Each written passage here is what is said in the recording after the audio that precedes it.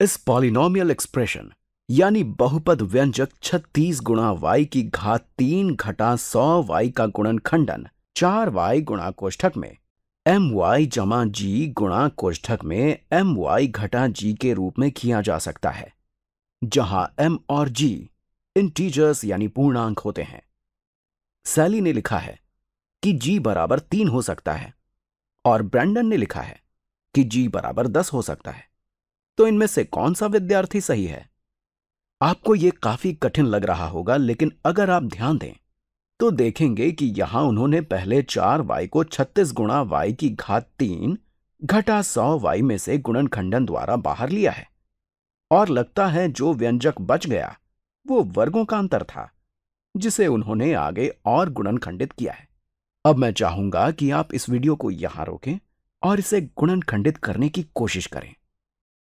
पहले आप 4y को गुणनखंडन द्वारा बाहर लिखें, फिर पता करें कि g का मान क्या होगा, और ये जानें कि सैली और ब्रैंडन में से कौन सही है। चलिए अब साथ मिलकर इसे हल करते हैं। तो सबसे पहले हम इस व्यंजक यानी एक्सप्रेशन से 4y को गुणनखंडन द्वारा बाहर लिखेंगे।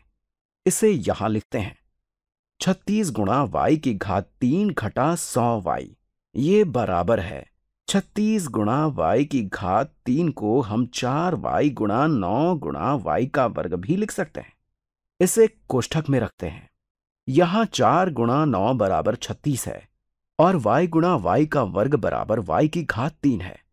तो यहां 9 गुणा y का वर्ग प्राप्त करने के लिए मैंने 36 को 4 से विभाजित किया, जिससे हमें 9 मिला, और y की घात 3 को y से विभाजित किया, जिससे हमें y का वर्ग मिला। तो अगर आप पहले पद से 4y को गुणनखंडन द्वारा बाहर लिखते हैं तो हमें 9 गुणा y का वर्ग मिलता है। दूसरे पद को हम यहां घटा रहे हैं, इसमें से भी हम 4y को गुणनखंडन द्वारा बाहर लिख रहे हैं। तो अब यहां क्या बचेगा? 100 को 4 से विभाजित करने पर 25 बचता है, और y को y से विभाजित करने पर 1 बचता है, इसलिए हम यहां केवल 25 लिखेंगे। तो यहां हमने क्या किया? यहां हमने 36 गुणा y की घात 3 को कोष्ठक में 4y गुणा 9 गुणा y का वर्ग के रूप में लिखा। इसे ऐसे भी कह सकते हैं कि हमने यहां 4y को गुणनखंडन द्वारा बाहर लिखा है, फिर हमने इस 100y से भी 4y को गुणनखंडन द्वारा बाहर लिया है, इसलिए यहां 4y गुणा 25 लिखा है।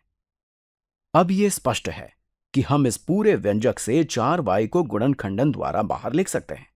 आप ऐसे भी कह सकते हैं कि हम इस व्यंजक से 4y को अवितरित अनडिस्ट्रीब्यूट कर रहे हैं। चलिए इसे अवितरित कर लिखते हैं 4y गुणा, अब इस कोष्ठक में क्या होगा? तो जब हम इस पहले पद से 4y को गुणनखंडन द्वारा बाहर निकालते हैं तो हमारे पास 9 गुणा y का वर्ग बचेगा, और फिर घटा 25 होगा। इसे लिखते हैं घटा 25। अब हम देख सकते हैं कि इस कोष्ठक में हमारे पास वर्गों का अंतर है, और इसे हम ऐसे भी लिख सकते हैं 4y गुणा कोष्ठक में 9 गुणा y का वर्ग को हम कोष्ठक में 3y का वर्ग लिख सकते हैं। 3 का वर्ग 9 होता है और y का वर्ग बराबर y का वर्ग होता है। फिर घटा, और इस 25 को हम 5 का वर्ग लिख सकते हैं। देखा आपने, हमारे पास वर्गों का अंतर है। अगर आपने इस पैटर्न का व्यंजक पहली बार देखा है तो मैं चाहूंगा कि आप वर्गों के अंतर पर बने खान एकेडमी के वीडियोस को देखें, जिससे आप जान जाएंगे कि जब भी हमारे पास a का वर्ग घटा b का वर्ग के रूप का कोई व्यंजक होता है तो हम उसका गुणनखंडन कर उसे 2 द्विपदों के गुणन के रूप में लिख सकते हैं, और ये कोष्ठक में a जमा b गुणा कोष्ठक में a घटा b के बराबर होता है। आप चाहें तो इसे सत्यापित भी कर सकते हैं। तो इसके अनुसार इसे हम ऐसे भी लिख सकते हैं 4y गुणा 2 द्विपदों का गुणनफल, जो इस व्यंजक के बराबर होगा, और इस स्थिति में हमारे पास a 3y है, इसलिए यहां 3y जमा 5 गुणा 3y घटा 5 होगा।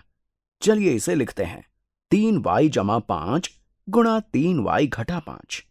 तो अब जब हमने इसे गुणनखंडित कर लिया है तो चलिए अपने मूल प्रश्न पर वापस आते हैं। यहां ये 4y इस 4y के संगत है, फिर हमारे पास my जमा g है और my घटा g है। तो आप देख सकते हैं कि इन दोनों my की जगह यहां 3y है। तो हम कह सकते हैं कि यहां m बराबर 3 है। फिर हमारे पास जमा 5 और घटा 5 है, जो कि जमा g और घटा g की जगह है। तो अगर हम इस पैटर्न पर ध्यान दें तो यहां g 5 के बराबर होगा।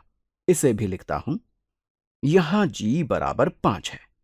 मतलब इस प्रश्न में सैली और ब्रैंडन में से कोई भी सही नहीं है। तो हम यहां नाइदर लिख सकते हैं, यानी इनमें से कोई सही नहीं है, क्योंकि यहां g बराबर 5 है।